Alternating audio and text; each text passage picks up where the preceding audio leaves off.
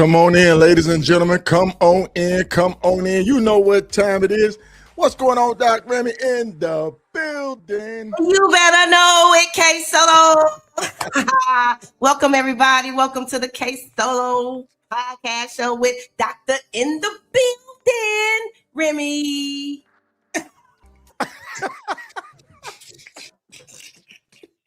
I think some of the people out there look forward to that. You know what I'm saying? Hey, look, man, if you look forward to Doc Remy coming on and doing her intro, her in the building, slap it in there, put in the building in the comment, man. Yeah, if you think it's corny, tell me to stop it. Oh, my goodness. How you doing tonight, Doc? I'm doing good. You know, always moving and grooving. Shaking and baking, man. I've been out all day, all yesterday, asking for donations, going to local communities, you know, asking for donations, man. And I know. That's right. Yeah. And I want to thank everybody for donating to the GoFundMe. Okay. Yeah. So thank you, everybody. No doubt, man. I can't thank everybody enough for contributing. We've been doing excellent. Continue to donate, please. We're going to reach our goal. I think we're going to reach our goal. Me too. I feel it. I feel positive. And, you know, when you feel positive about it, you know, great things happen and we're looking good with it, Doc. I'm elated. I'm elated to be able to help you out with your organization and just, you know, be a part of something positive. Yes. Thank you. Indeed. So listen, Doc, we're going to jump into this thing, man, because, you know, we got one lined up. I think it's going to probably be a good solid 90 minutes of informative, inspirational history.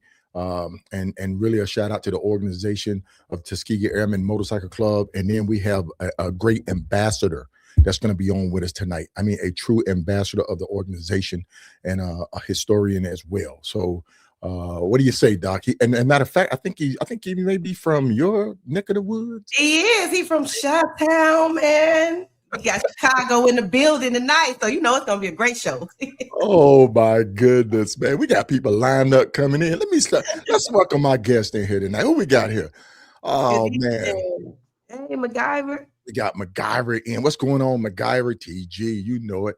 Hey, look, folks. Before we even get this thing started, we're doing another free giveaway. I love giving away stuff. Me too. I love giving away stuff. So me too. I like giving away stuff. We're gonna keep it going. So listen, folks. Listen. I can see the counter. There's 3 people already entered. If you would, in the comment, type in hashtag 99th. That's significant to tonight's episode, the 99th.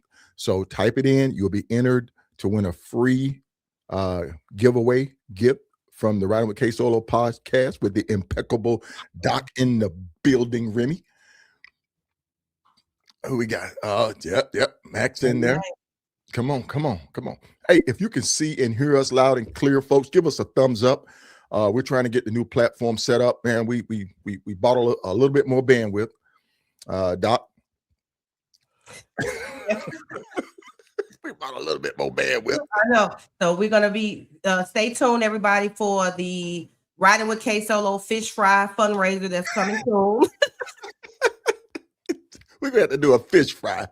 And you're gonna have a messy chef cooking, so it's gonna be delicious. Well, look, I'd rather do a fish fry than start an OnlyFans. So I'm doing the best I can over here. Like that. What's going on, man? Like that. Your episode is March the 3rd, man. March the 3rd. Like that. So, man, Solo, we're going to do pre-production. I'm like, wait a minute. Hold up there. But good deal. Good deal. Glad to have you with us tonight. Like that. Come on in the building.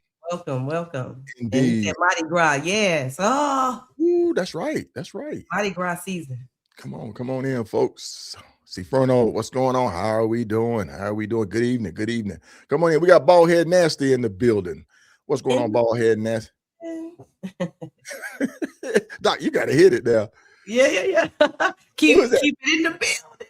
Yeah. I love it. What's going on, Ricky Williams? Hey, thanks for joining us tonight, man. Indeed. We enjoy seeing people coming across the screen. Why did I almost just call you again? See, you almost got me. She almost got me, folks. She almost got me, man. I'm gonna fix that, man. I'm gonna fix that. Yeah, good deal. Oh, 664. They go see, this is how the bells hit us. D Bell hit us. He'll type it in. They've already won. Their shirts are coming.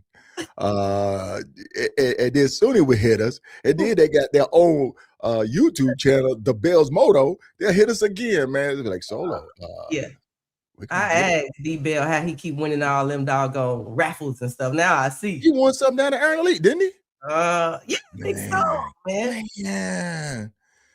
Oh, good deal. Come on in, ladies and gentlemen. Come on in. Well, listen, folks, we're going to go ahead and kick this thing. So, like I said, we got a positive, good, strong 90 minutes of the show tonight. Thank everybody. We're getting thumbs up, Doc. So apparently we are looking good, sounding good, coming across the line. See what I tell you. There you go. Come on in.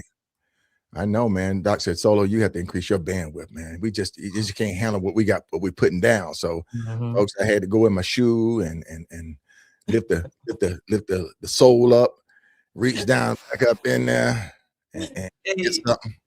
KSolo, you know you got some of that money like on The Color Purple when they went down up in that little wooden box up in the floor. That's where I went. That's where I went to get it. Well, listen, man. Doc, good deal. So look, we're gonna go ahead without further ado. We can go ahead and bring our guest in, man. We have no other than Mr. MJ. MJ is out of Newark, New Jersey. He is the sergeant of arms of the Tuskegee Airmen Newark, New Jersey chapter. And also we're going to have a cameo coming in, a gentleman who is actually the president of the founding chapter is going to be on with us. It's going to give us a little information about the organization and founding and creation itself. So without further ado, let's go ahead and bring on Mr. MJ. How you doing tonight, Mr. MJ? I'm doing all right. Can you hear us, sir? Everybody? Yeah, I can hear you. Can you hear us, man? Yeah, I can hear you. Good deal. Welcome, sir. Welcome. We are Welcome. elated to have you with us tonight, man. I'm happy to be here. You know, I don't think there's a better platform in the whole wide world. Well, look, man, we got to give him another one, man. We got to give him another one. Hey, look, we're just trying to keep our head above water over here, man. Even though we are trying to be the premier podcast, but the thing is, man, is we're not trying to be better than anybody else. We're just trying to bring a positive light and highlight the unsung riders that's out there being positive in the community, that's shining a good positive light on our culture, man. That's what we want to do here. Well, you guys are definitely doing it. That's for sure. You know, every feedback I ever see is always saying something great about you guys. So I just encourage you guys to continue the great work that you guys have been doing. Good deal. And folks, don't think we just grab people off the street and bring them on, because that's not the case here. Mr. MJ had met previously, but when we sat down at the Men and Women Love to Ride at Ocean City, Maryland, and you know, I was doing some impromptu interviews, and you know how you try to talk to people and just trying to pick them for the moment. But when he started speaking about the organization, how articulate he was, the history that he knew about the organization, I said, stop. Did I? MJ, did I? Yeah. What I say, MJ? Tell me what I say, MJ. You said, hold up, you know, I got to get you on my show.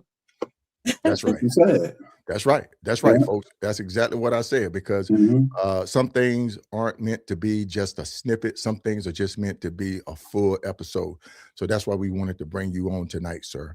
And I thank you for accepting the invite, without a doubt. So listen, I'm going to stop beating my gums. I know Doc is already lined up. Look at her, man. She's like a bull over there in the chute, man. She's ready to go at you. I see her. See, you don't worry about me. She's like, Yeah. Solo, I can deal with you. I know what you're going to talk about, riding and all the other stuff. But Doc gonna hit me with the deep stuff. And that's how we volley on this show, man. That's what makes this show so great and so dynamic. Yeah. So look, without further ado, sir, would you please go ahead and introduce yourself to the audience tonight? Just want to say, give a shout out to everybody out there, motorcycle world, non-motorcycle world, wherever you are. I'm MJ, Tuskegee Airmen, Newark, New Jersey, Sergeant at Arms. Okay. All right. Good deal. Come on in. Come on in here, folks. We still got people coming in. MJ. Yes. Before the motorcycles in the club, who were you becoming as a man? I was becoming as a man. I was a father and a grandfather, and now I'm currently a great grandfather. I worked in the IT field for a number of years, as long as corporate America would stand me, and then I got into trucking, and that's been my profession for the last 20 years. I also was a basketball coach in high school. I was a track and field recruiter, football recruiter, built a number of programs here in New Jersey, and also was an accomplished martial artist, which now my current title is Grandmaster. And that's pretty much it. Then I got into motorcycling, and I just kept on rising. So what? Hold on, Doc. Hold on. Calm down, Doc. Yeah, go. Let God go. Let God go. What am I here for? Whose show is it? What's going on? Let it go. So peace, man. Let me get in there. But listen. I'm gonna back it up a little bit. I'm gonna back it up just a tad bit because we're running with it already. You introduce yourself, and I wanted to ask that same question in the beginning because there's more to you than just motorcycling. Yeah. And that's what I wanted to hear. So when I was putting it together, man, when I was piecing together basketball, sports, athleticism, all of that, how has that transformed you into want to transfer over into the motorcycle culture? I mean, has that been a factor? Yes, it has been, because of the simple fact, what you have in sports is you have, when you're working with a team, is camaraderie. And that has to transferred over into the camaraderie on the motorcycle set too. The same love that you get in sports, or that you're supposed to get in sports, right? You get that same love, or supposed to get out here on the motorcycle set also. That's what I wanted to hear, because some people will join the military and they formulate that camaraderie in the military, and then once they exit, they're still looking for that camaraderie. They're still looking for that brotherhood and fellowship. So you found that? Did you found that in the motorcycle culture? Oh yes. The motorcycle culture has camaraderie and love like no other. I haven't yet to find another area where I get as much backing and love and care and understanding and sharing. And, I haven't found that really in no other culture the way I find it in the motorcycle culture.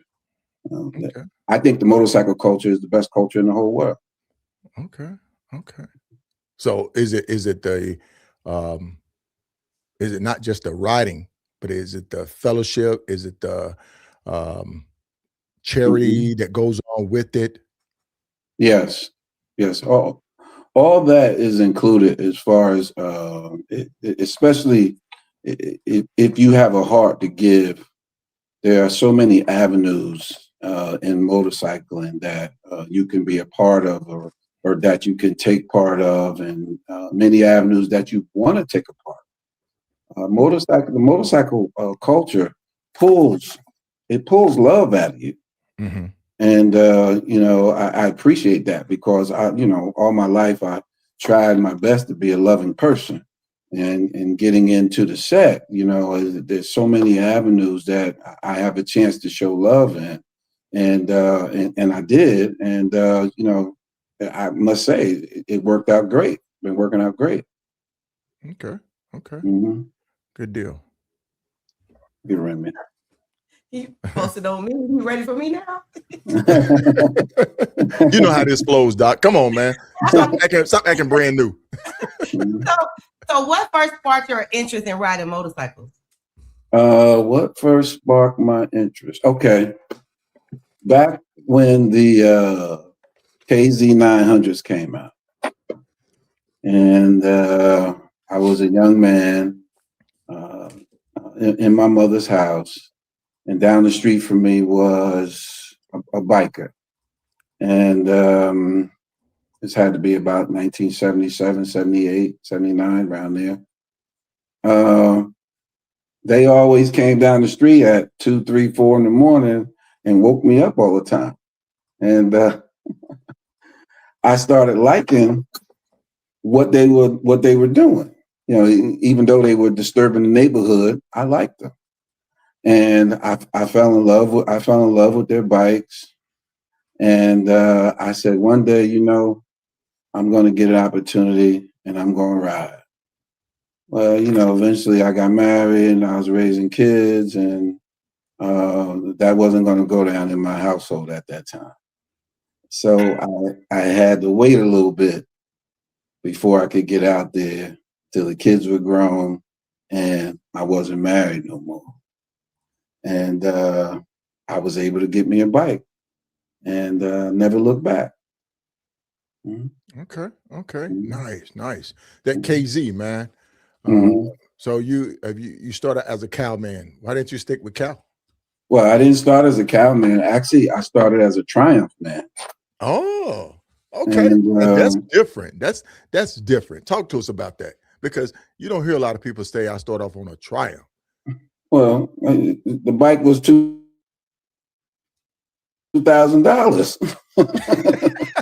That wasn't no money when I started riding. You know what I'm saying? I ran into a deal.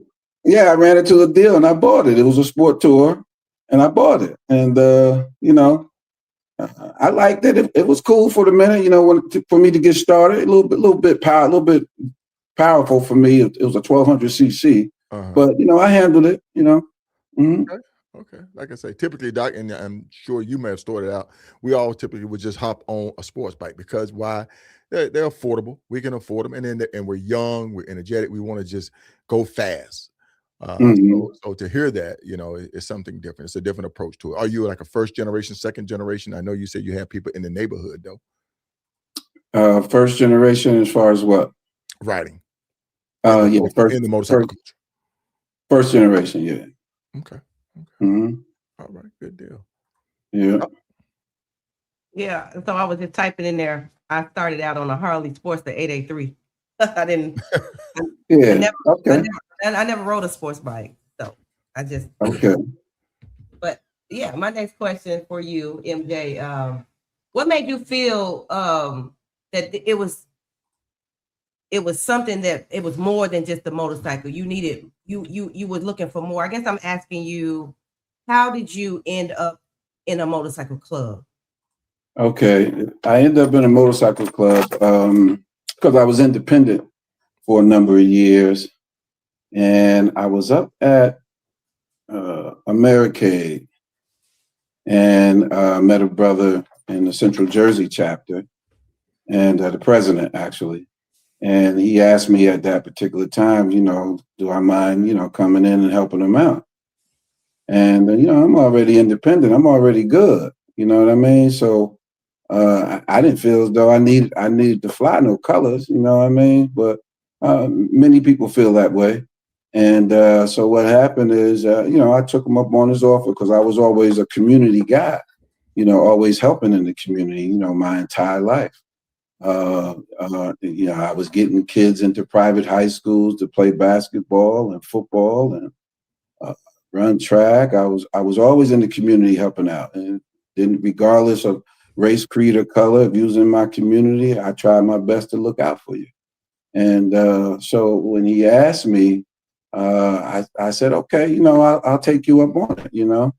And I took him up on it, and I found out that the organization was a solid organization, you know what I mean? And you know, overall, from top to bottom, I like the love that I got from them, and I decided to make this a career. Okay. Okay. Nice. Doc, you got a follow-up, Doc? I do. I just want to know what he said. If something made you feel this was more than a motorcycle club, it was community, it was history, it was legacy, and we'll get more into that. So, but no, go ahead, KSolo. Hey, folks, listen, I'm going to do a quick check right quick. If you could see us on Facebook, where are you seeing us at? Because I know some people hit me up saying, hey, are you guys on tonight? Are you on tonight? I know Joe and Bev hit me up, but we want to just make sure that we are broadcasting.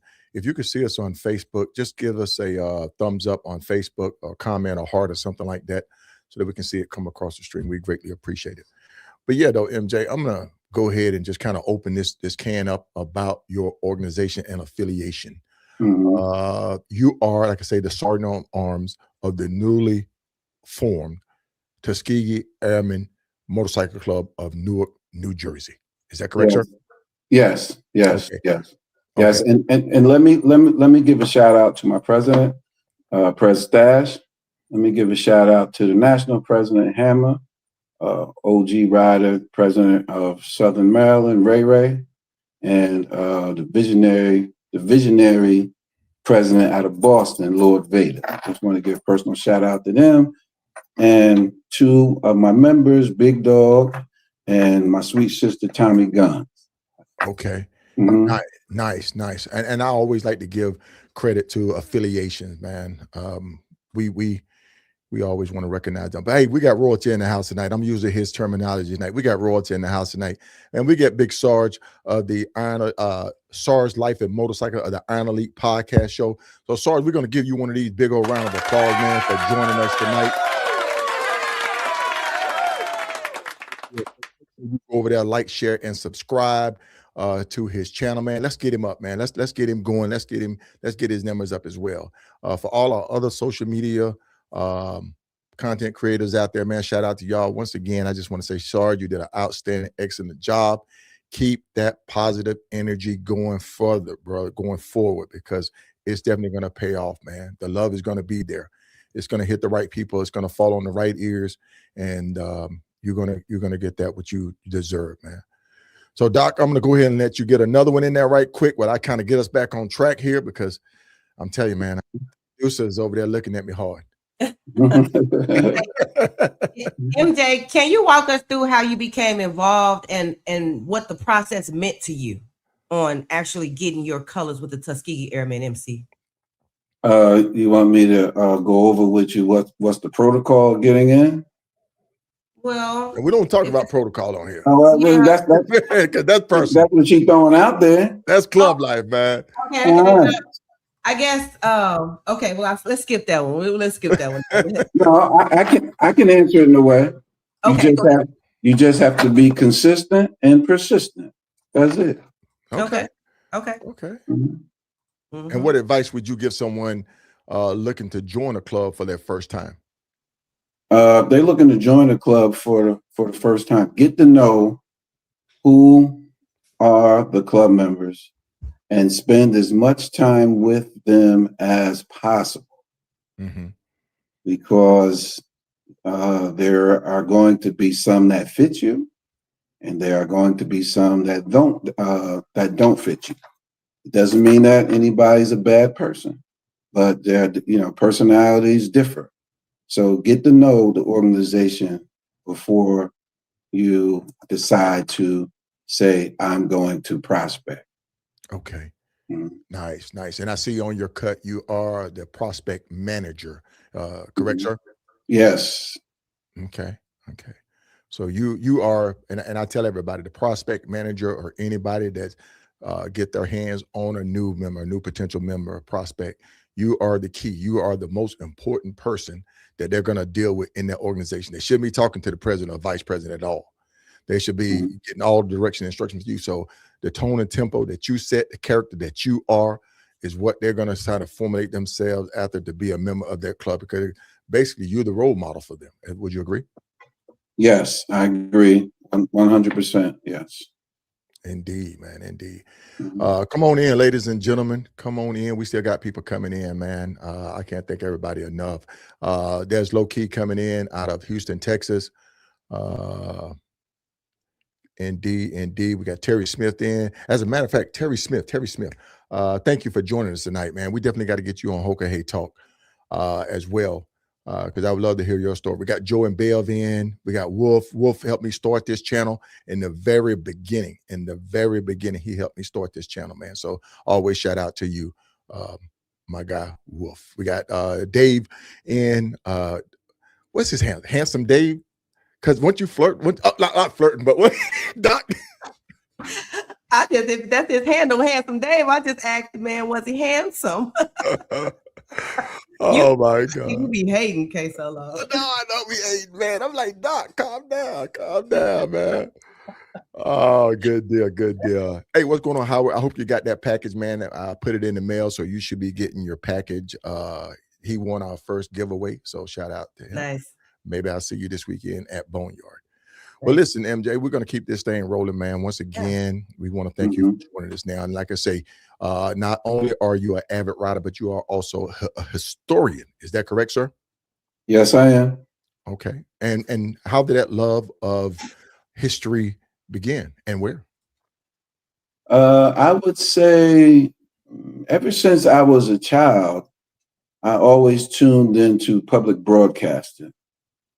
And I always liked to see what they were doing before I was born, and how the United States and the world came to be as it was.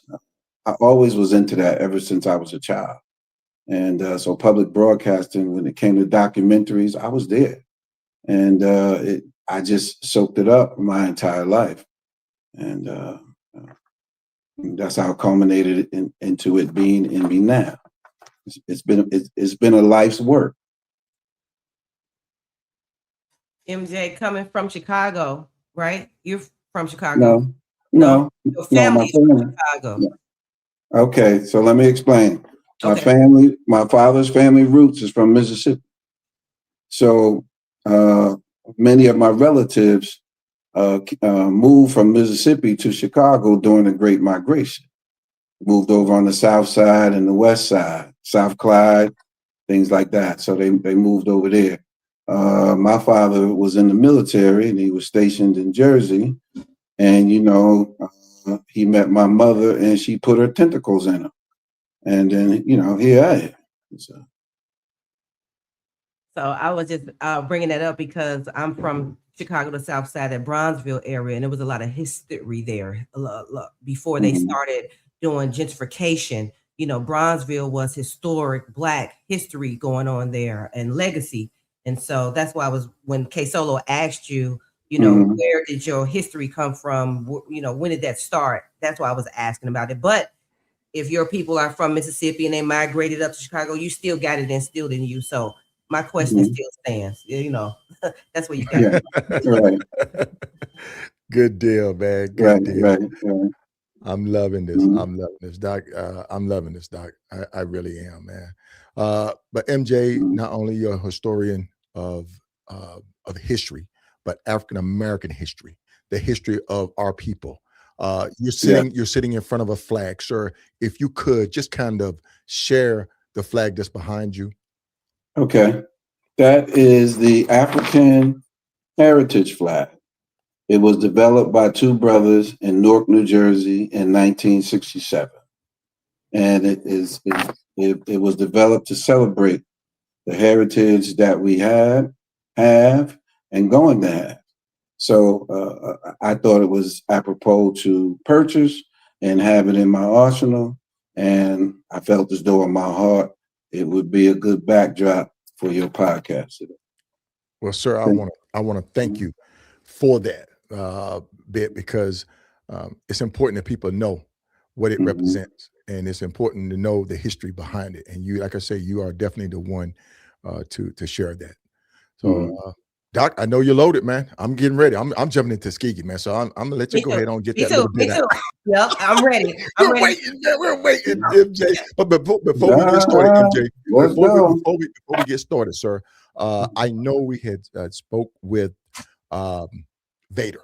Right. Vader is the president of the founding chapter. Will he be joining us this evening? As far as I know, I sent them the link, and Okay. I'm hopeful that someone out there in my organization can reach him and tell him to chime in. Well, look, man, look, just like right there, as soon as we say his name, he shows up. So Vader, how are you doing, sir? I'm doing well. Nice. Hey, man, we're gonna, as protocol should be, we're gonna go ahead and extend an applause to welcome you.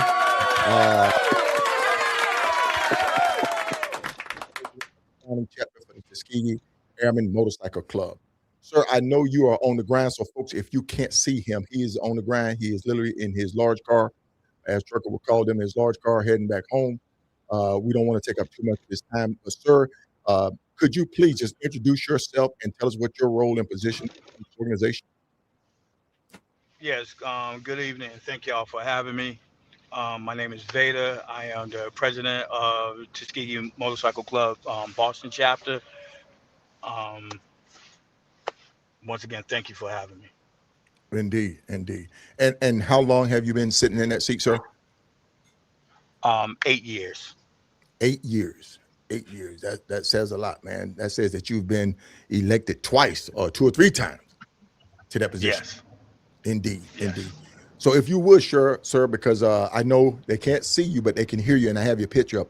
Can you just tell us the founding of the organization, the history behind it, so that people can kind of see how it's tied in with the prestigious Tuskegee Airmen fighter unit?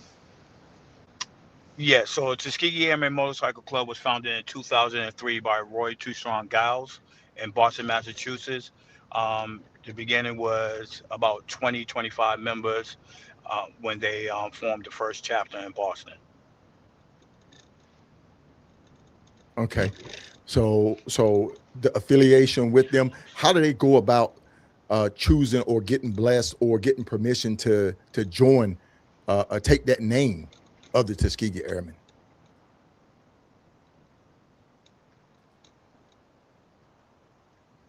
Can you hear me, Vader?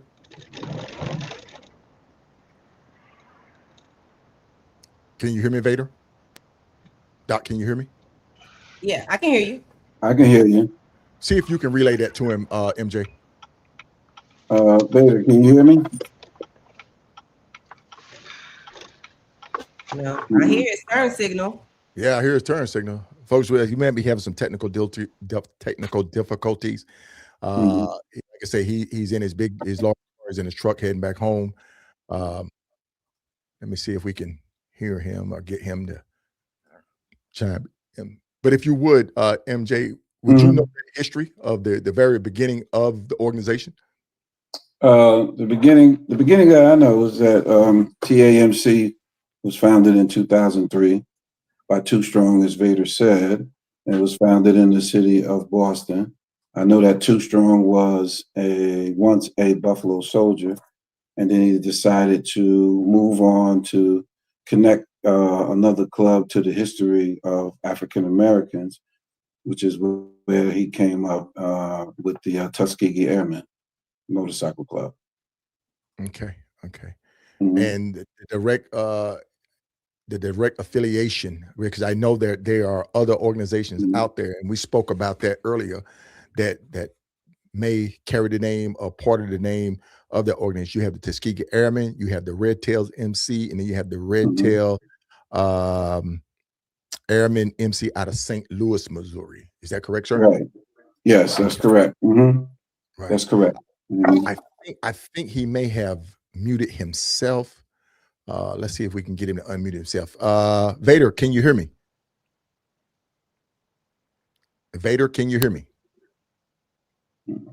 Somebody in the organization is going to hit him up. Okay. Yeah. Okay. Yeah. So, folks, we're having some technical difficulties on his part. Like I say, I spoke to him earlier. He gave me the rundown of it. I would love to share it with you because all three of these organizations out there that's affiliated. If you don't know, the Tuskegee Airmen is based out of Tuskegee, Alabama. Yeah. Yeah. So let me. Why am I doing this? You are the historian. You are the carrier. You are the encyclopedia for this. So, if you would please share that knowledge. Well, there was a concerted effort by African Americans. You got to understand, flying was a phenomenon. So many, we don't go outside and look at the sky when we hear a plane go by. But at one time in our society, that's what people did. When they heard a plane fly over their head, they would run outside and take a look. So blacks in the 1920s wanted to take a part in this new phenomenon. And so there was a concerted effort by a few individuals to get off the ground. And they did. They was not allowed to go to flight school here in the United States. They had to go abroad. And that's where you had fighter pilots. I mean, that's where you had pilots like Bessie Coleman, who was the first African-American female to fly. You had John Robinson, who also had to go abroad to fly. And not only that, John Robinson also had, when he came back, he set up flight schools here in America just for African-Americans. John Robinson also fought on the side of Ethiopia against the Italians. He's the one that developed the Ethiopian Air Force. Not only that, Ethiopian Airlines, that was John Robinson. Okay. Right, Okay. Right. He was well cared for by Haile Selassie. And as we know today, Ethiopia has never been conquered. Right. We're going to take a snippet right here, right quick, as you were speaking about African-American pilots weren't allowed to fly. I'm going to try to get some of this footage, to share some of this footage. This was taken down in Alabama. And folks, this is a documentary, snippet from a documentary.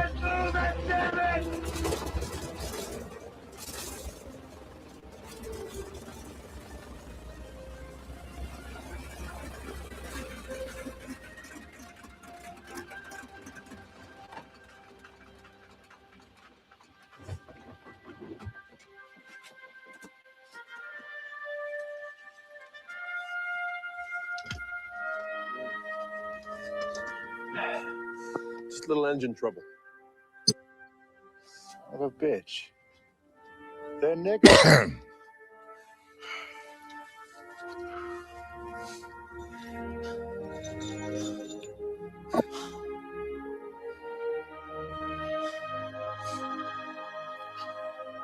Face colored flies.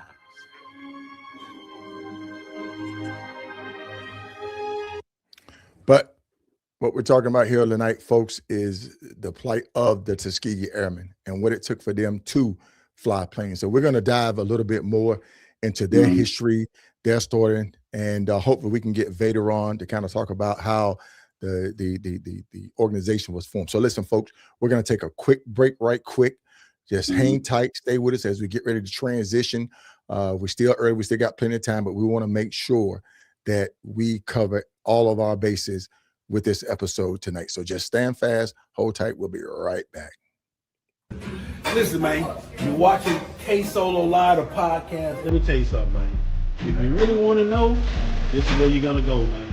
Shout out to my man KSolo for always putting down, always keeping it 100 y'all. Understand this? His riding skills ain't for everybody. But if you really want to know, man, one hell of a podcast, man.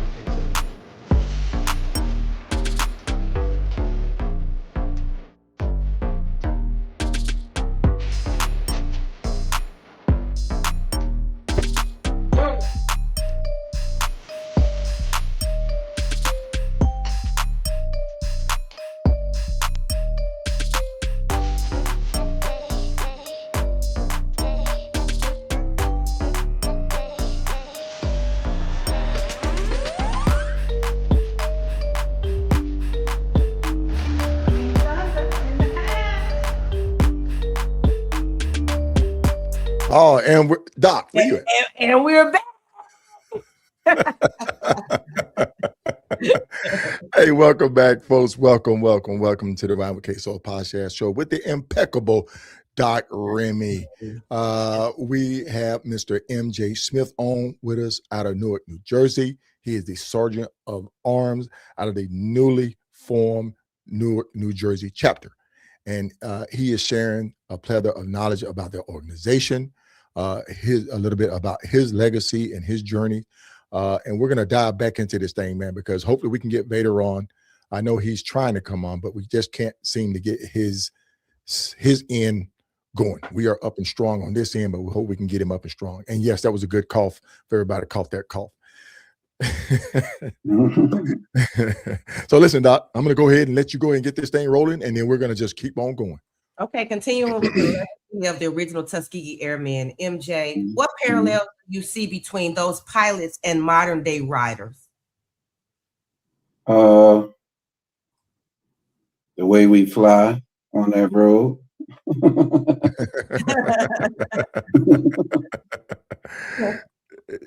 Good deal indeed, man. Good deal indeed. I asked this question right here. Can I answer that a little bit more? Yeah. Okay. The working together of our organization. If you know anything about the original Tuskegee Airmen and the ground crew and the nurses and the seamstress that sewed their uniforms, there was a working together to make sure that they were successful. And I see that in my organization. There's a working together for the success of the Tuskegee Airmen Motorcycle Club. And I just want everybody to know the Tuskegee Airmen Motorcycle Club is co-ed. Am I correct, sir? Male and female riders. Okay, both male and female riders. And I just want to just highlight that. I just want that to be known that it's diverse of all cultures, all races. Multicultural, yes. Multicultural, race, no discrimination whatsoever. And that says a lot, man. I really appreciate that. Folks, right. I'm trying to get Vader in. Vader, are you there, sir? I am here. Thank y'all. I'm so sorry I'm having technical difficulties. Okay, so Doc and MJ, we're going to pause where we're at right now. We're going to jump back to Vader. Vader, we were asking you questions pertaining to the origin of the Tuskegee Airmen Motorcycle Club, founding and all of that. So, sir, I'm going to let you highlight that and then also touch bases on the three organizations that somewhat affiliation or hold ties to the original Tuskegee Airmen, sir. Sure. So if you didn't hear me before, my apologies. Tuskegee Airmen was founded in 2003 by Roy Too Strong Giles. Had the first chapter had about 20 to 25 members, and it's been going that long. So we have about about 5 chapters right now that are with our national committee organization, and also the other three that you was talking about was the Red Tails that's out of Indiana, and also Red Tail Airmen that's out of St. Louis, Missouri. We're currently trying to put something together with them so we can, come together as one. But as right now, we are 3 separate organizations that are maintaining the legacy of Tuskegee Airmen everywhere. Indeed, sir. Indeed. Doc, you have questions for Vader? Unmute, Doc. Yep. Sorry. Vader, what does brotherhood mean in this club? Can you hear us, Vader? We hear you. We hear you, Vader. We hear you. Folks, this is live. Yeah. This is live. This is how it is when it's live. You're running into technical difficulties. But Vader, we want to thank you for coming in, sharing that knowledge with us, the future of the organization, where it's going at the national level, where you're at. And then, like I said, for you 3 organizations to come together that would be a great look for the Tuskegee Airmen Coalition altogether. So continue that push, man. It can be done. Just like the 1%ers out here have called a truce across the board. That should send a signal out to all of us that uniting is possible. It is something possible that can happen. So I know you're on your way home, Vader. Have a safe trip home, man, and hopefully we can get you back on to maybe do an interview with you as well. So God bless, and you have a good night, Vader. Woo, man. It happens. It happens. It happens. And like you said, you broadcasting, so you kind of familiar with how it goes as well. Right. Indeed. I'm going to jump back to it being coed, it being involving females, their role. We talked about the female that supported the airmen and what they did and what they contributed. The females in this organization here are all equal. Their contributions to the organization as well, sir. The females play a very integral part as far as their females have a certain ingenuity side that us brothers don't have. And in our organization, from what I see, it is well respected because certain things we just not going to see as brothers that they're going to see. So we really take into consideration when we have a female who is on target as far as life, like my sister Tommy Guns. We tell you, we take her suggestions very seriously, and because when you get a good sister in there, you have to pay attention because they have certain visions that brothers don't have. Period. Right. Right. And do they see their role, their contributions to what the female corps, or I don't know if they call them, was it WAC? Women's Army Corps? The WAC contributed to the airmen. Do they assume that role? Do they feel that, that's part of our mission? Do y'all use that terminology? That's part of my mission. In our organization, we don't use that. Okay. The females that ride in our organization, they're pilots. Right. That's awesome. Yeah. It's awesome to hear, man. I love it. Yeah, because so many times in society, women are torn down by I would say there is a chauvinistic type thing here that many times goes on in America. So we don't tear them down in our organization. We build them up and they build us up. Right. Okay. Hey, MJ, how has being a part of this club shaped you as a man? It made me more well-rounded as a person. As a man, it made me more well-rounded as far as thinking, as far as life is concerned. I would say in my heart, I became, because of certain things that I went through, I became more humble. In my heart also, because what I went through, it made me tougher. And it also, my awareness as far as what is out here on the set. Because as an independent, there were certain things I didn't see because I wasn't affiliated. But once I became affiliated, I became more well-rounded as far as what I see, my vision of what goes on the set. Most times before, as an independent, I'm just riding, having a good time. But now that I fly colors, I'm more aware of certain things that could go on and along those lines. Okay, MJ, I have to ask you this right here. Being a part of this organization and the legacy and tradition of it, and what it's associated with, how does that make you feel to carry that brand on your back, sir? To sit there and say Tuskegee Airmen, when people sit there and say, well, the legacy, like this gentleman right here, rest in peace. He was 103 years old before he passed, but he served over nearly 1,000 served as pilots and other support roles. Yes. Anytime I am able to carry the legacy of African Americans that have fought and struggled and strive to get to the point in this society where they could make it better for the next generation. I'm extremely proud, extremely. So that's why I wear these colors with pride, because of the simple fact I know the price that they paid for me to be here. Okay. It would be no Tuskegee Airmen Motorcycle Club if it wasn't no Tuskegee Airmen. That's right. You're If exactly they right. didn't have the exploits that they did fighting on foreign soils, we wouldn't be here. So I'm extremely proud to carry on this legacy.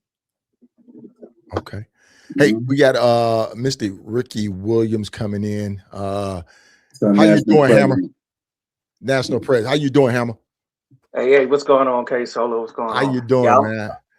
I'm the backup to the backup. You know, I'm like well, one of them career backups. So Vader was having problems, so he sent me the link and said, "Hey, if you want to jump in there a little bit." I was like, "Hey, I whatever y'all brothers need." Hey, we are we're humble and excited to have you on with us tonight, sir. And I love that. I love how the organization leadership says, you know what? It's not about me. It's about getting the message across about our organization and sharing it. Hey, brother, can you reach down? Can you cover down on me? And sure enough, man, that's exactly what it is tonight. So listen, we got him. We got him, man. Vader, are you there, Vader? Right. We got Mr. Ricky Williams in with us tonight as well. I know you're still having some technical difficulties, and it sounds like your headset is still giving us some static feedback. But I know you're driving home now, sir. So is there anything else that you would like to see? He's gone again. He's muted. Yeah, he said he was trying. He said he was trying to. He wanted to know if you guys could call in because he was trying to hook it up to his car and play the audio through his car. Right. We have him. We see him, but he muted his phone. I think he muted. If he can unmute that, we'll be able to hear him. Yeah. Let me just say, Hammer is a great president, national president, and I appreciate him and his very steady brother. You know, always the same, and Indeed. I appreciate him. Hammer, just go ahead and give us a little background about yourself and your time and affiliation with the organization. So I'm originally from Richmond, Virginia, where I still currently live. Did my time in the military, Simplify. Doc. I said that for both of y'all. You know, so you can see the picture in the background. After serving in the Marine Corps, came home. That's where my love of riding started. But when I came home, I met a group of guys that I used to work with, and that's all they used to sit around and talk about was riding, going to Myrtle Beach, so on and so forth. So finally, like MJ, you know, had a family, wife and daughter. But when it came time for me to get on them twos, I went out there, got my license, got a bike.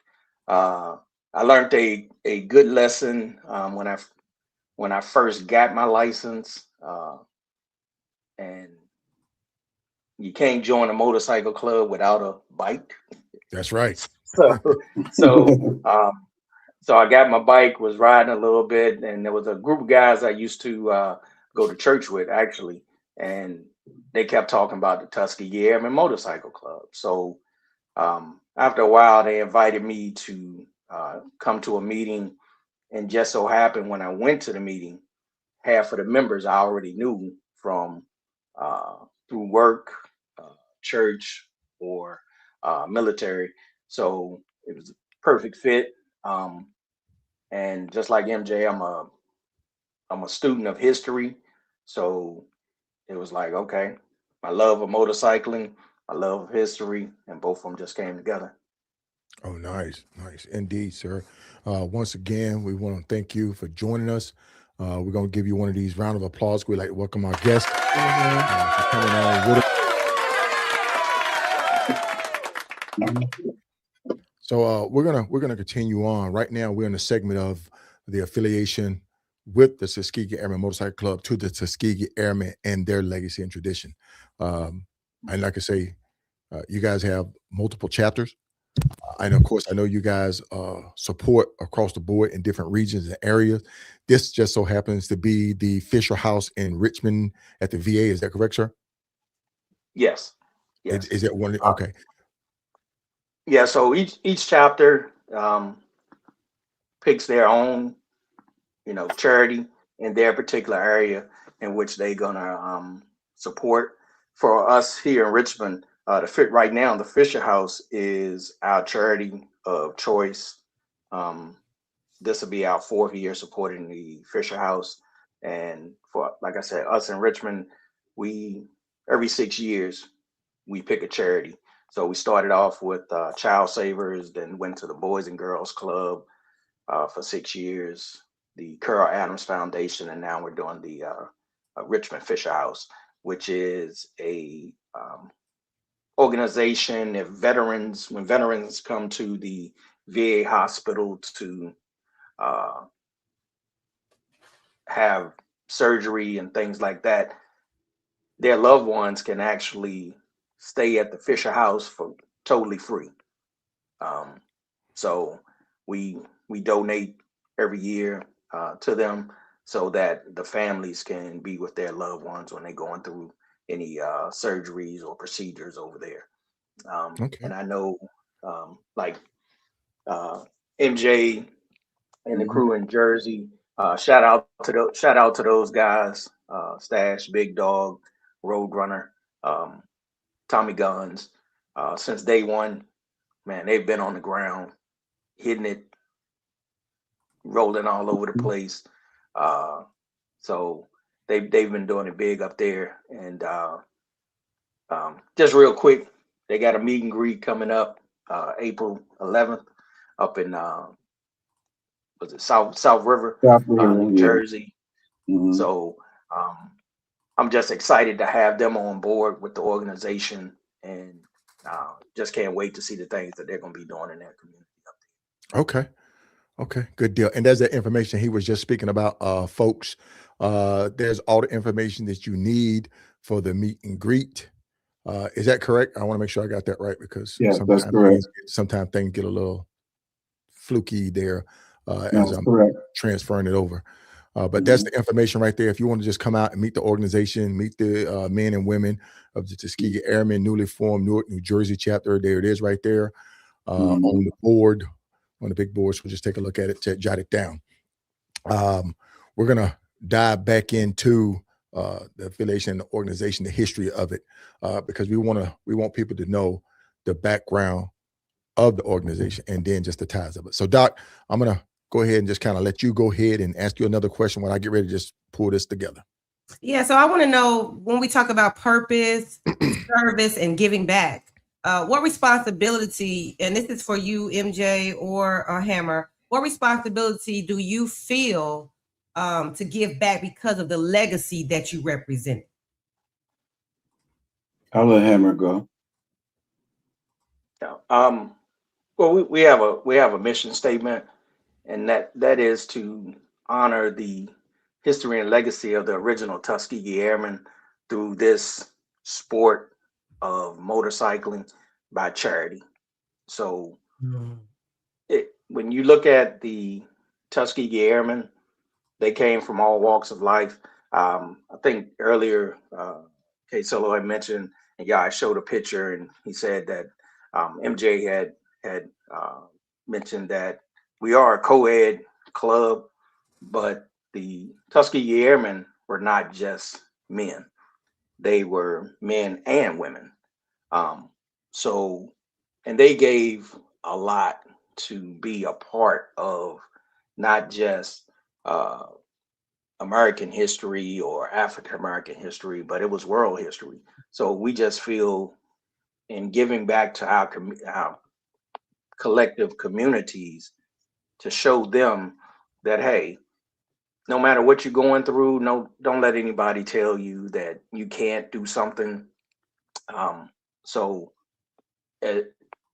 we go out to schools, churches, whatever civic organization wants us to come to their respective places in our respective communities and just talk about the Tuskegee Airmen, because it's not always about a monetary gift, but just to talk positive, let people see that, hey, our history goes way back and we've done a lot in this community since, before slavery, after slavery, and a lot of people hadn't. I mean, to be honest with you, if you ask a lot of people growing up, did they see anything about the Tuskegee Airmen in their history books? The answer would probably be no. So we just felt like, hey, this is a way for us to give back to those men and women who sacrificed so much over the course of their lives. So that's why we give back to the community the way we do. And one thing that I wanted to ask, if you can see this picture on the board, I know I talked to MJ about it. Mm-hmm. Is there anybody who may be affiliated, family member that may be a part of the organization, that may be a part of the original Tuskegee Airmen throughout the whole organization? That you know of, or relatives, or not that I'm aware of. And there's also, like you said before, not just in the motorcycle side of it, but there's also Tuskegee Airmen Incorporated, which they represent the documented original Tuskegee Airmen. And in some areas, we work closely with them. So to keep up with what original Tuskegee Airmen are out there in the community. But as far as being actual riders, I don't believe that any of our current members have relatives that were original Tuskegee Airmen. Or descendants. I'm saying descendants. You know what I'm saying? Descendants. Descendants, yes. Right. Descendants. Yeah. As far as I know, I don't think that we have any descendants. Okay. That would be awesome, because, like I said, I put up that picture of that young gentleman in uniform currently serving with that one of your members, and I didn't know if he was a descendant or he had relative that may have been affiliated with the organization. Shout out to Stash 65, just joined in. He's representing strong. You guys are doing the thing, so shout out Stash. Anybody else that's affiliated with the organization, thank you for joining us tonight. Drop it in the comment what chapter you in or where you're located. We greatly appreciate it. Indeed. I know MacGyver is with us, man. So come on in, ladies and gentlemen. We're gonna keep this thing rolling. We're on our first hour of the show, and we're gonna keep asking these informative questions. We're gonna keep sharing this knowledge, history. So we have some sources that we want to reference as well. So MJ, if there's any sources that you want to reference or just give a shout out to, helping me put this thing together, I greatly appreciate it. Mm-hmm. There is trying to find the cover. There's a book that's called The Tuskegee Airmen, An Illustrated History. Mm-hmm. And it's loaded with information, pictures, flight information, all the dog fights they had, all the bombers they had to escort. Everything's in here, from the beginning to the end, when they got started, and then what happened to them when the war was over. A very interesting book called The Tuskegee Airmen, An Illustrated History. And you can find that on Amazon. All right. Thank you for sharing that. I know you sent me a lot of photos and stuff that have help me put this together. And I definitely want to just, give that. I have to give that. So indeed. Doc, you have a question? Many people say the Tuskegee Airmen were part of an experiment that was forced to prove something that should have never been questioned. When you wear that name on your back, Tuskegee Airmen, what does that responsibility feel like to you, MJ? Okay, Tuskegee Airmen, it was an experiment, but it was set up to fail, which is why they gave them antiquated aircraft to fly in. The P-40 fighter was antiquated by World War II, and not only was it antiquated, they gave them hand-me-down, and they had to make do with equipment that was bad. And that's the same thing. You go back in history a little further, the World War I with the Harlem Hellfire. They made them fight on the side of the French, and they gave them old guns to fight with and left them out there 90 days with no relief in the trenches. And not only were they able to survive, they were able to turn the tide of the war with no backup. So in 1925, they came out, the Army came out, Air Force came out with a statement that said blacks were not fit to fly. They didn't have the reflexes. Okay. It said they didn't have the intelligence to fly. And this is all while this is a phenomenon out here in society. Because you got to remember Charles Lindbergh and people like that, Amelia Earhart. It was a phenomenon to fly. But that was their way of degrading us, and those that never been around us could only go by what they say. So when I fly these colors, I fly these colors for the strength and the tenacity, because they said blacks was yellow. So I fly these colors for the strength and the tenacity that they had to have to not only fly the plane, but to even get to the point where they could even get in an antiquated aircraft. Okay. Indeed. Just hold tight for a second, folks. I'm going to pull this clip up right quick and show this clip. Let me get this queued up right quick. Just hold what you got. Because when you got to fire the producer, man, you got to get him on the way you can. That's it, folks. I'm telling you, man, the history is rich. So I thank you for sharing that with us. MJ. Okay. And definitely you're spot on, man. You are spot on. Spot on. Thank you. Okay. Can I have a follow-up? Yeah. When we talk about generational bridges, Hammer, you can join in too, MJ, but the Tuskegee Airmen broke barriers for future generations. How do you see your riding and service breaking barriers for the next generation watching you? Okay. You want to go first, Hammer, or you want me to go? No, I'm the backup man. You know what I'm saying? Okay. It's all good.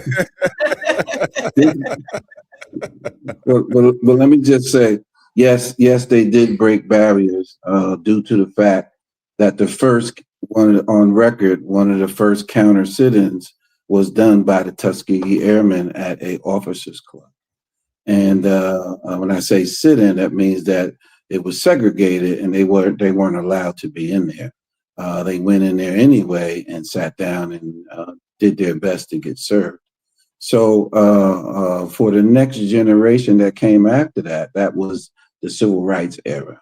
Then, so if you fast forward to us, it gives us an opportunity to be able to relate to society, because we get stopped and asked questions all the time by all kinds of people.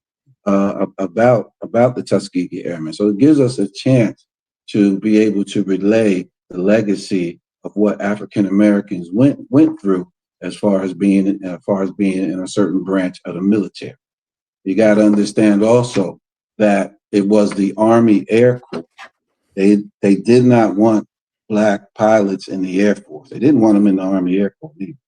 But if they would have went into the Air Force, that means that they would have had rank, and they would have been telling white servicemen what to do and where to go.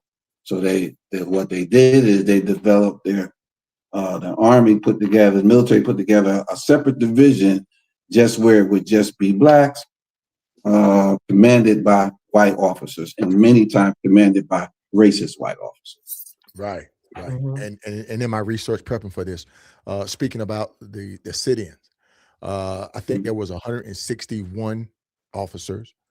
I think they went in waves. I think they went in like 3 waves that they did the sit-in, because the first wave got put in jail, the second wave got put in jail, the third wave got put in jail. They offered them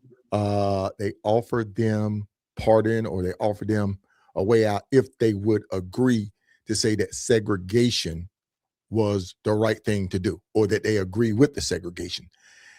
Only 3 out of that 161 signed that document, and the rest stood their ground.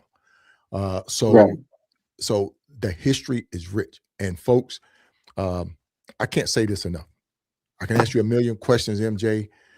I know the history. I've written the history. I participated in the Red Tails historic ride, where I went down to Alabama. I went down to Tuskegee and Moton Field. I stepped on it. And as a matter of fact, it wasn't just me riding down there, taking a picture and saying I went down there. It was me actually walking the ground, looking at the hangars, remembering the history, and pulling it up on my phone and looking at the black and whites of when they was actually training down there. So it meant more to me to do the ride and to go down to Tuskegee, Alabama, to Tuskegee University down there. So folks, I'm gonna say this: the Red Tails have a historic ride. I think it's 5 different locations. I've ridden it.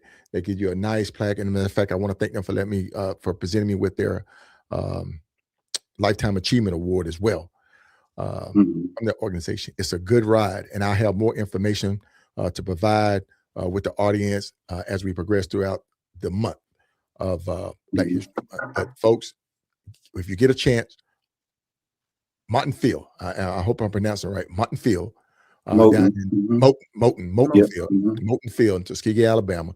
Make sure you get down there and look at the history of it. Look at the site, walk the grounds, man. It's almost peaceful. And if you just take the time and just close your eyes, and if you just imagine the roaring of the engines and what it really meant and feel like, that's why I ride, because I'm a history rider too. I love riding to historical places. Yes, you do. Indeed. Yes, Indeed, man. Indeed. Okay, so folks, we got some questions coming in. Listen, we're gonna try something new tonight. If y'all got time to bear with me here, gentlemen, I'm gonna try to open the phone line up. Maybe we can take some calls. Let's see if I can get the phone line up and running here. Okay, so I'm gonna shoot the number across the line there. If anybody have any questions they would love to call in, we're gonna try to see if we can get this thing set up for the call in. And yeah, you got any questions for either Hammer or MJ? If you want to talk to Doc Remy, you want to talk to me, ask us questions about tonight's episode, about how we keep this thing going until we get a call in. So back to the history of it all, the future of the organization, gentlemen. Where do you see the future of the Tuskegee Airmen? Hammer? I think our future is bright. We are constantly getting people asking us on, hey, do y'all have a chapter here? Do y'all have a chapter here? We was in discussions with some ladies and gentlemen out in California to because they wanted to start a chapter out in California. So I think the future is bright. People want to keep that history and that legacy alive and not just let it die, because they see us out there. Like MJ said, we get asked questions all the time. I know I got a little gray in the beard and everything, and so do a couple other people. And people will say, "Hey, are you one of the original airmen?" It's like, no, a little bit before my time, but and that's how it starts. Starts the conversation, or someone to come in and say, "Hey, my grandfather flew bombers, and their grandfather used to tell them about the Tuskegee Airmen." So, and by us getting out in the community and being there for the younger generation, they like the bikes. They're like, y'all know kids love the bikes. So once they find that history and find, and it's like that sparks something in them, then they sort of like, oh, okay, well maybe I can join that organization when I become of age and learn to ride and stuff like that. So I think it's bright. Good deal. Hey, we got a caller on the line. Caller, are you there? Yes, sir. Yes, sir. Hey, can y'all hear the caller? Yeah. Yeah. Caller, introduce yourself and ask your question. Tuskegee Airmen, what's up? It's OG Weasel. How y'all feeling, bro? Hey, how you doing, OG? What up, Weasel? Shout out to Weasel.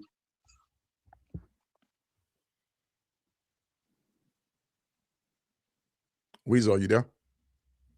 Yeah, I'm here, bro. I can't hear the brother speaking. Okay, go ahead and ask your question. They can hear you. All right, so I guess my question is, Tuskegee Airmen, as a military club, I mean, do you feel y'all have an obligation, since you're on the set moving around, do you feel there's an obligation to follow the standard motorcycle protocol?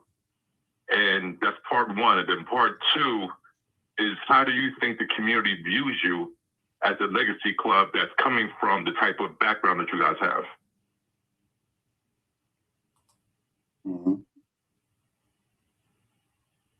Okay. Did y'all hear it? I heard it. Yeah. Okay. Since I joined, I came on a set in 2008. I know back then here in this area, and since then, we're respected as far as following the protocols. We follow the protocols just like anybody else. There are some things that we try not to get involved in. We don't try to get involved into the politics of every single set, but we respect every set wherever we go, wherever we may travel to. So like I don't know if it's off base or whatever.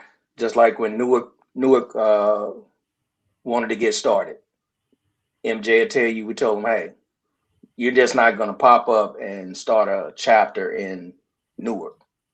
You need to go and talk to who you need to go talk to in Newark. And once you do that and you get the okay from whoever you need to talk to in Newark, then you can start a chapter. But I think overall, in all of the cities that we're in, we have a pretty good rapport with everybody, and they know that, hey, one thing it is, we're about riding. We're gonna love to ride. We're gonna love to support other organizations, and we're gonna love to support our communities in whichever way we can. Okay. MJ? I just want to point out that being military based and historically Black, we get love from all sides. So the Black Diamonds they love us because we're historically black. The white diamonds love us because we're military based. So we pretty much get along with everybody, and everybody shows us love, and you know, and I appreciate that. Yeah. Yeah. Yeah. Indeed. Caller, you still there? Yes, sir. Yes, sir. Was that your answer? Yeah, just one last thing I want to add to that, brother. Go ahead. Yeah, just one last thing. Yeah, I'm still here. So here's the deal. So just one last thing. I love the concept of Tuskegee. I think it's a great thing in the club formation, and I get it. I respect the history and everything else. But the thing is, this one thing for the club to think about. Have y'all thought about what can we do as a club to keep the legacy going? I mean, people may look at the club and say these are a bunch of, guys that's a little bit older, like, 40s and up and whatever. And what is the club like thinking about to keep the legacy going, to bring in the next generation so that 20 years from now, there's the new Tuskegee face that's in place? The youth, appealing to the youth. So what is the continuity plan for the club? Well, I just want to say our Boston chapter is relatively a young chapter, and so best to reach out to younger ones and give them the history and the legacy, and how it would benefit them to be in the organization. So we're just hopeful that someone will grasp on and come on and run with it. I think that's one of the big things with an MC of that stature is appealing to the youth and trying to get to continue going forward, because, as we get a little bit older, there are certain things, our priority changes and appeal to people that maybe when they were a little bit younger, they would maybe take a little bit more risk. Well, I want to be an outlaw, or I want to be a 1%er. But now that I'm older, I have family, my health, in what case maybe I want to transition to something that's more, not say as risky, but just enjoying life and fellowshipping and giving back to the community. Your younger youth, what are you doing to appeal to them guys? You know what I'm saying? I know you say some of your younger members, but keep that in mind. Thank you, caller, for that. OG Weasel. Shout out to Weasel. Yeah. I'll piggyback on that. For example, for us, I think I know you have second, third generation riders wanting to follow in there. That's what I know in Richmond we try to do. We got one member, his son, he's ready to join a club yet. I just want to get out there and ride. So, hey, get out there and do your thing. And I think that's how first you look from within, and then you start reaching out to the youth of your particular area, and just Right. see, But I mean, do you share the history, the legacy, the importance of it? You use that as part of your pitch to say, hey, this is what this organization is about. Do a little bit of homework in history and say, it's more than just riding. We represent history. We represent a legacy. We represent a time where we couldn't. They told us we couldn't do something. Yeah. Yes. We got a caller coming in. Let me see if I got let me see if I can get this caller on right quick. Hold on, folks. Doc, you got a question? I want to go real quick to family business and balance. We kind of jumped over there, but I always like to ask you guys, how does your family think about your riding and club involvement? I know riding across the country, it takes time, it takes sacrifice. How do you balance family, work, and the road? That's always a fun line. But go ahead, Hammer. I'll let you talk. Well, I don't. well, as far as work go, I don't work.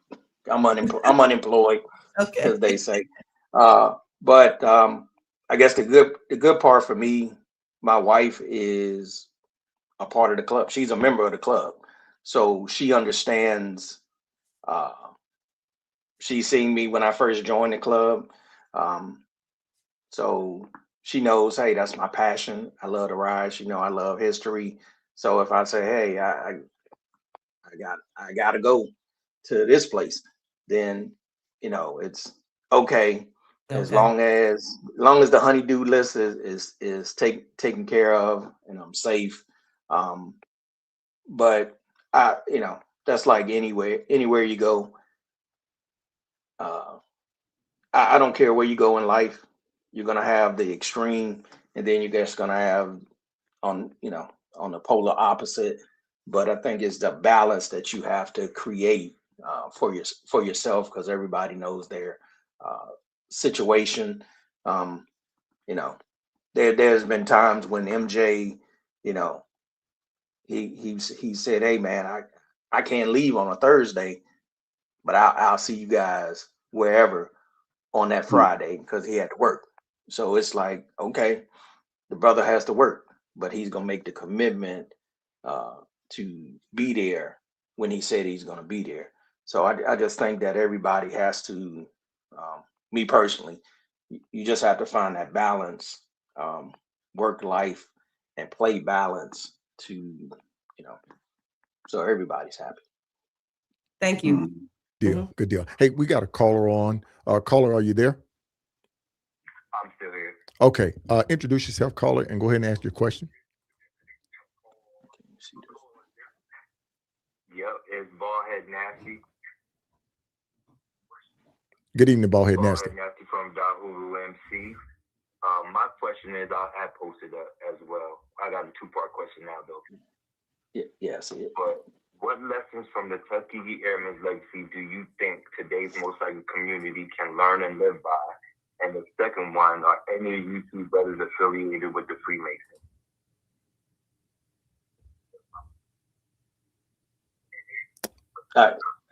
MJ, I'll let you answer the first part. Yeah, I get the first part. When you are in a MC, there has to be, I would say, a certain level of definitely consistency. And if you look back at the history of the Tuskegee Airmen, they were consistent. They were bright, they were young, they were God-fearing, and what happened is they stayed the course. Because you have to remember, white fighter pilots were going to school and getting out in 90 days, and they were in dogfights. With the Tuskegee Airmen, it took them 14 months to get up in the air. They trained for 14 months. Well, while their white counterparts was out there fighting. So the same thing in the MC. You have to stay the course. The vision of the MC the course has to be stayed in order for that MC to keep going forward. Yes, I get it. Hammer? And to answer your second part, individual members are Freemasons. That's their personal affiliation. We have partnered. I think there was a picture that just came up a little while ago. We partnered with the Shriners to one of the Shriner temples to do Thanksgiving. I think it was 150 full Thanksgiving dinners for families doing. They submit. We went to social services. So, like I say, it's an individual thing, but we do try to partner with organizations like the Masons, the Shriners, when possible. So, hopefully that answered your question. Okay, hopefully that answered your question, Ballhead. Ballhead Nasty. Yes, it did. I appreciate you, gentlemen, and my girl Doc in the building. Thank you guys so much for your time. Thank you. Thank you. Thank you for the question. Oh man, it be young people, man. It be young people. Well, listen, folks, man, we have thoroughly enjoyed this episode tonight. I know there's a bunch more questions that we can ask you, gentlemen, but we don't want to keep you too late tonight. Hammer, thank you for joining us, for calling in. I see that I'm gonna try to bring him in one more time. Are you there, Vader? Yes, I am. Okay, Vader. Trust me, Vader, I've been seeing you popping in and out, man. I hope you can hear us. Are there any closing remarks that you would like to share with the audience tonight, sir?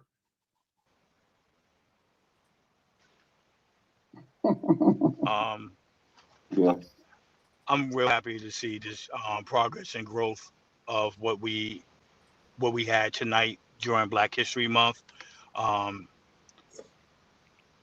There was a lot of good questions. I wish I could have answered them with my brothers, but they answered them clearly. Just hope that our clubs maintain and keep going, so we're not a legacy. And it was a pleasure listening to this tonight. Indeed, sir. Indeed. And it's our honor to be able to present this on this platform. And I just want to thank you. And we're going to give you an outro applause because I know you're working your way home right now. You're still in your truck or maybe in your vehicle now driving home. So, sir, we want to thank you for joining us.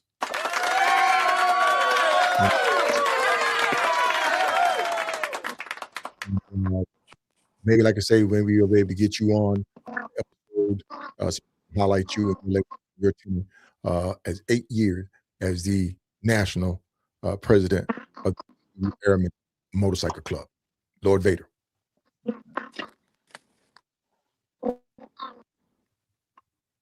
And once again, folks, he's gone. So listen, we're gonna get ready to shut this episode down. We're gonna go around the horn and get some closing remarks. Last one in, first one out. You know how it goes, Prez. Military. I got you. I just want to first of all thank MJ. A shout out to MJ for coming on to you guys show tonight and spreading the word. Like I said, I'm the backup man. I knew Vader was having problems, so you know I was just here to assist.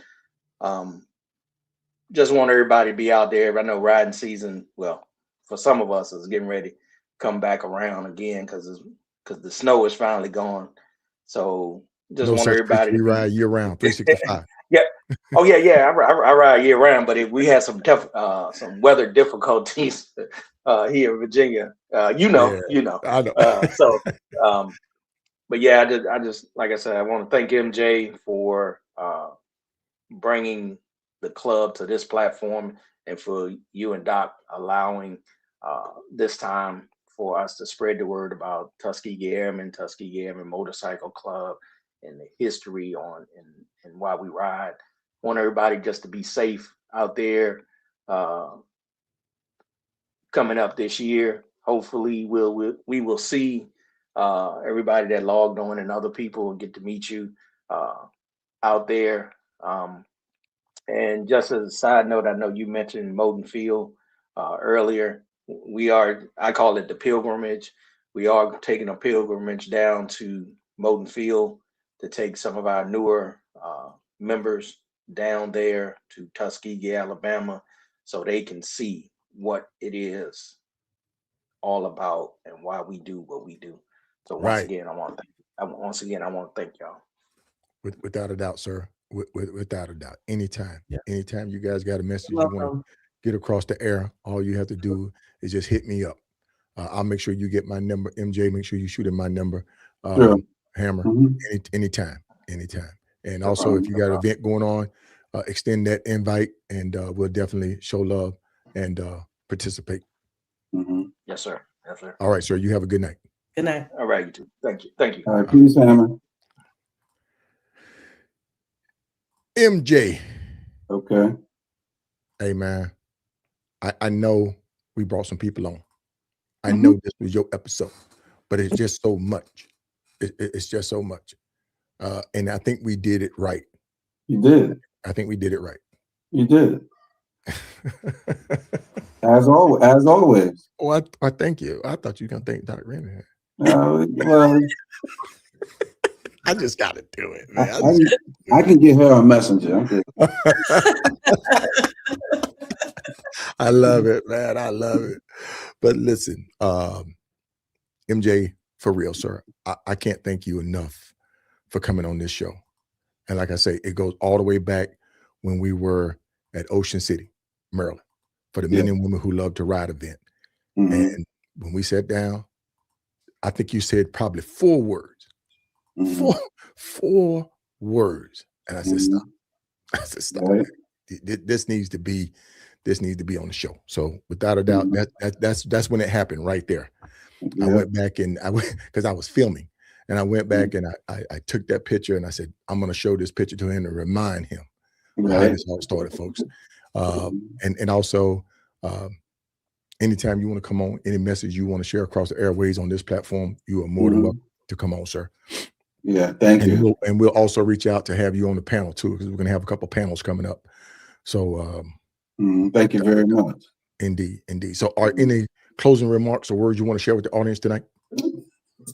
Let me close out by saying that the Tuskegee Airmen, the original flyers, went through actual hell to create a legacy for us. And with them being able to stand the test of time, it should encourage us also, if we are down or feel a little less about ourselves, to keep going. That, on the other side of that being down, it could be a much brighter day. And in 1949, they had the first Top Gun competition. That's where they bring the best flyers from the Air Force and see who is number one. They asked 3 of the Tuskegee Airmen to come. So Tuskegee Airmen sent their best fighters. When they got there, the best plane, which was the P-51, which was used in World War II, they gave them to the white pilots. And they went on and they gave the 3 Tuskegee Airmen old planes, P-47s, which wasn't on the level of the P-51s. The P-51s were so good that they could shoot down German jets. Well, anyway, in that Top Gun contest, which was the first one, and I sent you a picture of that where the 3 guys, 3 Tuskegee Airmen are standing there in press uniforms. They led from start to finish, and they came in first, second, and third. And because they won, they did not have a ceremony for them. They just took a picture, which you showing right there. And then they took that trophy and they hid it so that they couldn't get it. So the Tuskegee Airmen really pressed hard to create a legacy for us to live by and for us to keep going. And if they could keep going after all that they went through, we can too, as a people and as African Americans in this time in 2026. Thank you. Thank you. That's right. I can't hear you, KSolo. I can't hear him neither. Producer. Okay, there we go. There we go. Okay, producer.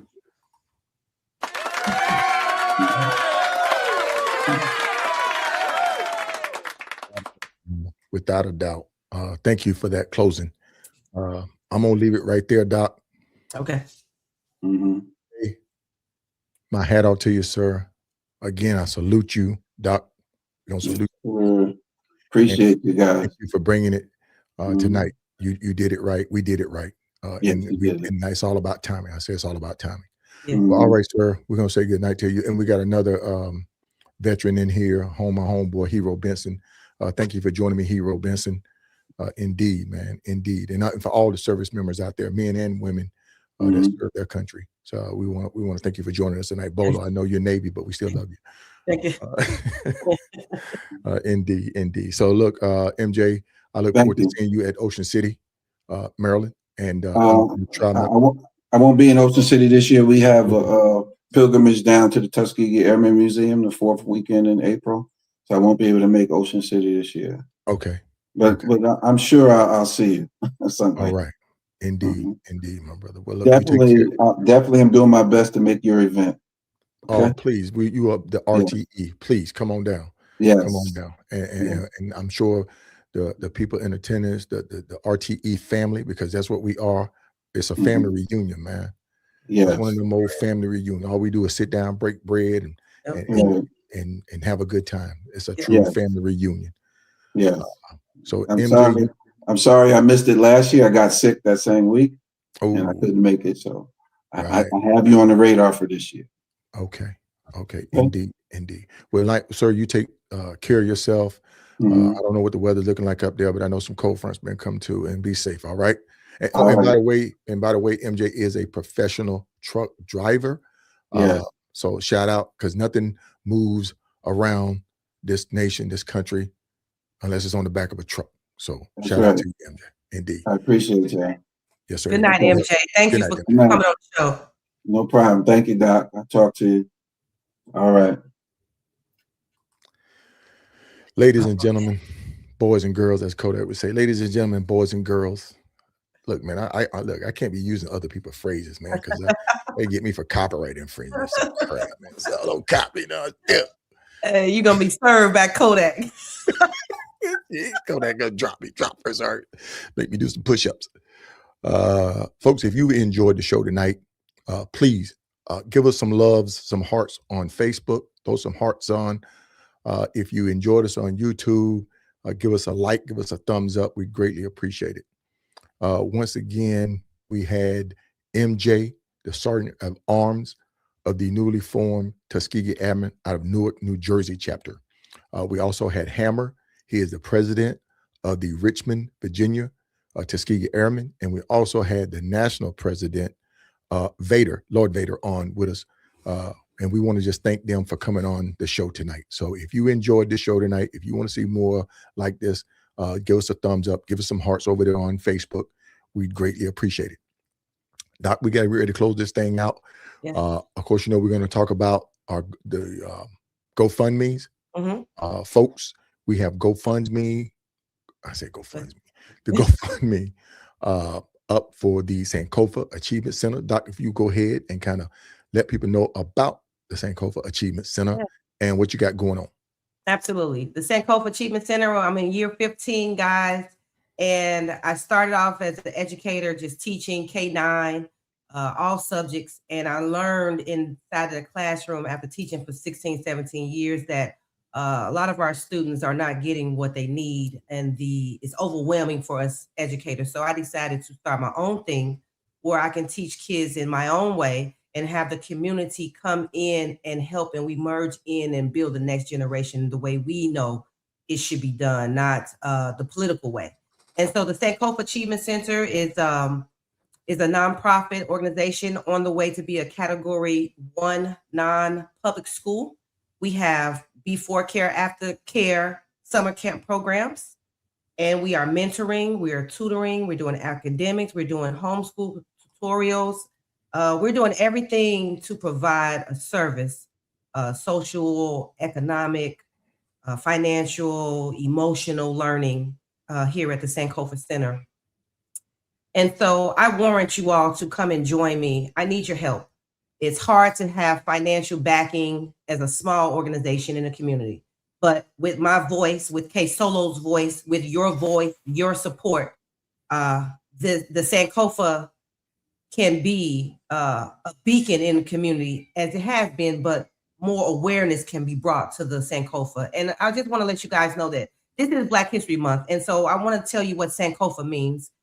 It's not taboo to go back and fetch from the past, meaning you don't know where you're going unless you know where you came from. And me coming from Chicago in that Bronzeville area that I was talking about earlier, the historic in that it brought me and taught me how to give back and pull from my ancestors. And again, this is Black History Month. We have a GoFundMe that KSolo has started. We are picking up traction. This is the most help financially that the Sankofa Center has seen. I've been doing fundraisers for fish fries and raffle tickets. I do an annual gala. Please join me this March, the 12th through the 14th in Nashville. I have my annual gala. It's 3 days of purpose-filled charity. And I just want you to come in and help you. I need your help. And so again, I'm long-winded with it, but please go to my website, www.thesacinc.org, and get more information on how you can help us. Thank you so much. Indeed, Doc, indeed. And folks, what we're putting up right now, this is her event that she's going to be sponsoring that's going on the 12th of March. Please go register. Please go register. She have a lot of events lined up. There's going to be a charity ride. There's going to be giveaways. There's going to be a lot of stuff going on. The 12th, I think it's the 12th, 13th, Doc, 14th, 12th, 13th, 14th. Yes. Okay. And we would love to see people down in the Nashville area down there. Also, we're doing the GoFundMe. Yes. The Riding With KSolo podcast is doing a GoFundMe to donate. We're gonna collect everything up all the way up until the night of the event, up until the gala, and then we're gonna do a presentation to Doc Remy for all of the funds collected. So nothing comes to me, nothing goes to the podcast. All of this is going to Sankofa, all of it. So folks, please donate what you can, $5, $10, $15. I don't ask you. Go ahead, Doc. Go ahead. And I just want to say, and the money doesn't come to me in my pockets either. What the money goes towards is the scholarship fund. I have a set amount that I would say, hey, this is what the tuition is. This is what it costs for after school care. This is what it costs for the summer camp program for Camp Amani for 2 weeks. I have parents and families from low socioeconomic backgrounds in these communities that cannot afford it. We have single parent homes. And we have grandparents raising students and children. They can't afford it, right? They're on set incomes. And so what the GoFundMe is going to do, what the gala is going to do, what the charity motorcycle ride does, the raffle tickets, all of this stuff goes into a scholarship fund. And so when those parents apply and say, hey, I would like my son to come to your program, I would like my daughter to come, I can say, okay, you can fill out this application. And then the money that you guys are supporting, I can say, well, I have a little bit of money. Then I can afford the t-shirt, the food that it's going to cost. You're covered. And then they can come to me for free. And then we can still provide those high effective programming that everyone else gets. But because we are in low socioeconomic backgrounds, then we can't get it. That's not the way it's happening over at Sankofa Achievement Center. So again, it doesn't go in my pocket. It's for the parents and the families that come to Sankofa.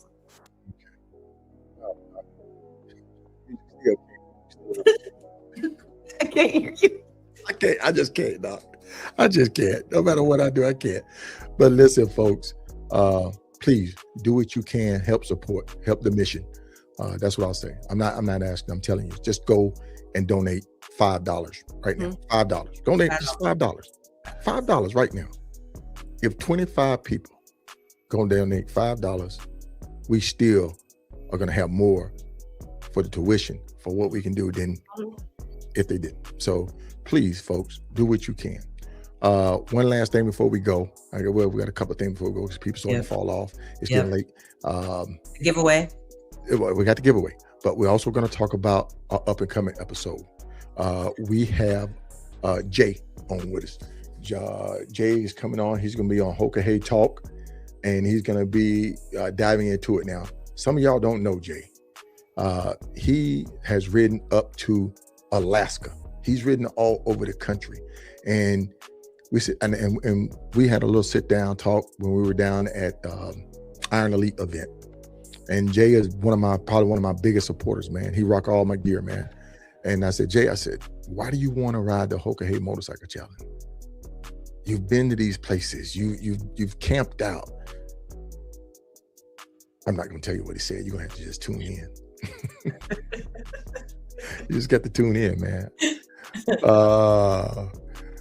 But we got on Hoka Hey Talk, we're going to have Julius J. Harris on with us. Make sure you tune in. His number is 1353. And you want to know one thing that I love about this guy, man? Doc, is his fundraiser is for the Sankofa Achievement Center, baby. Yeah. Hey, man, when he told me that when I met him. I love it. Didn't I tell you though, right? Julius J. I told you. Told me he wanted to use Sankofa for his fundraiser for the Hoka Hey. And I just could have melted down there at Iron Elite. You hear me? I told you. Didn't I tell you? He said, Solo, what do we need to do? I said, we're already doing it. We're already doing it. We just got to keep doing it, Doc. Yeah.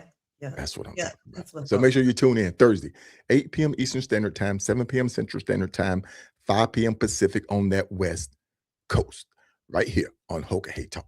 Well, listen, Doc, we're beating our gums, and here is the part that I love, man. We're gonna do a giveaway. Yay. We're gonna do a giveaway. Listen, folks, listen. You have to go in the comments and type hashtag 99th. What is the significance of the 99th? What is the significance of the 99th? Just type in hashtag 99th to be entered. Let's see how many we got in. How many do we have in so far? We got about 14 in. That's still good, though. That's still good.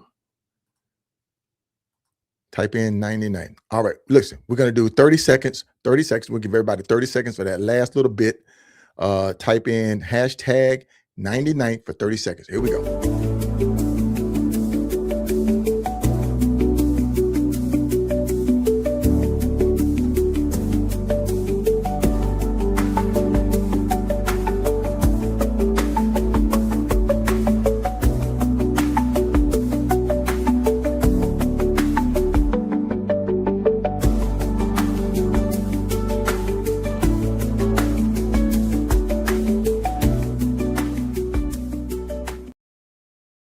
Why is it always bald head nasty?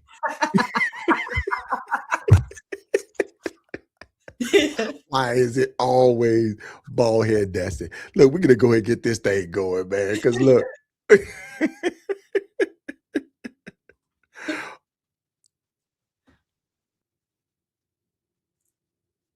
what?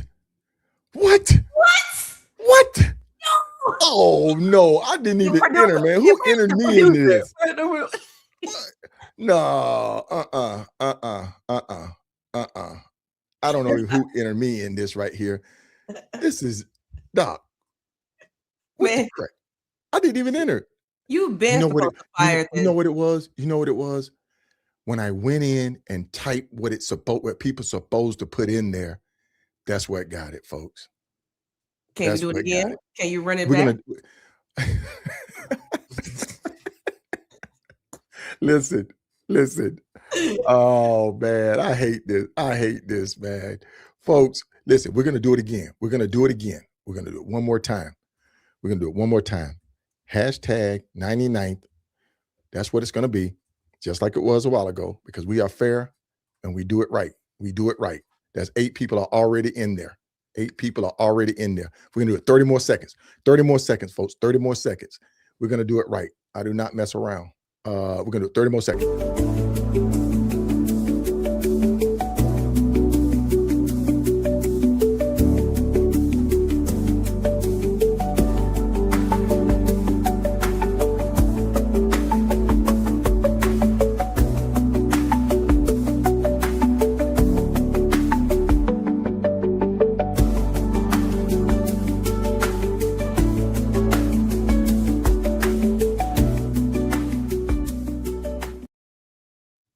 All right, here we go, Doc. Here we go. We're going to try this again, folks. I did not type anything in there. This is not rigged. This is not some crap where we're just flying by night. We're trying to give away stuff for free. So, all right, here we go. Let me make sure we got it up. Bring it up on the board. All right, here we go, folks. We're going to just get this thing started.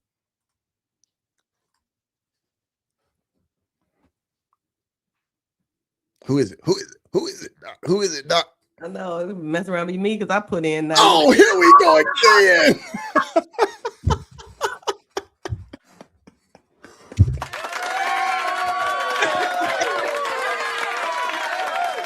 are the luckiest people I Oh, have. I'm gonna tell you right now, folks. I'm gonna tell you right now.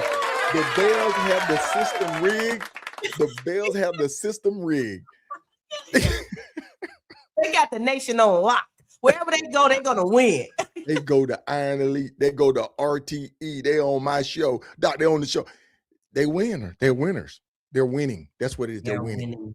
They're Yes, winning. I love it. They're winning. I love it. Congratulations to the Bells, man. Some of our biggest supporters. They are subscribers and members. They're subscribers and members to the channel. So once again, congratulations to the Bells. Maybe they want to just sit and say, hey, Solo, we're going to give a donation. Just give a donation to the Sankofa, and we'll do that. All right. So listen, folks, we want to thank everybody for joining us tonight here on the Riding with KSolo podcast show. You know, we're at 8 p.m. Eastern Standard Time, 7 p.m. Central Standard Time, 5 p.m. Pacific, right here, Riding with KSolo, with the impeccable Doc Remy.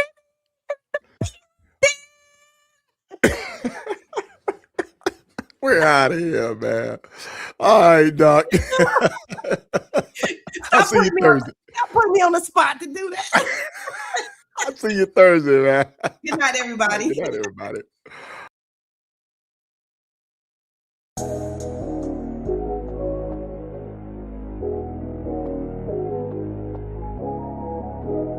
What's up, beautiful people? It's your girl, Most Wanted, in the building. You already know the vibes. Inspired by KSolo the Rider.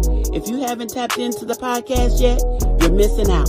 Go check it out, catch a vibe, and get inspired. If you're already tuned in, keep that energy flowing and that podcast on lock. This your girl, Most Wanted. I'm out.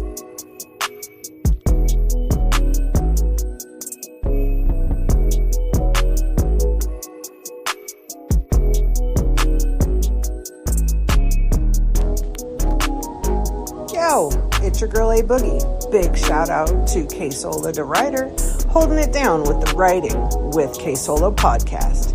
If you love the open roads, good vibes, and real rider talk that hits home, this is where it's at. Keep it locked in, keep it rolling, and remember, like KSolo always says, be legendary.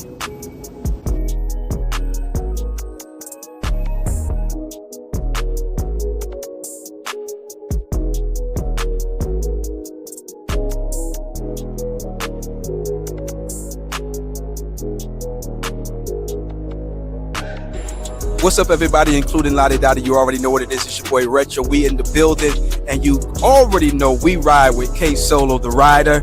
It's a privilege. It's an honor. Make sure you tune into the podcast, and you will be inspired. If you don't believe me, tune in and see. Your boy Retro told you so.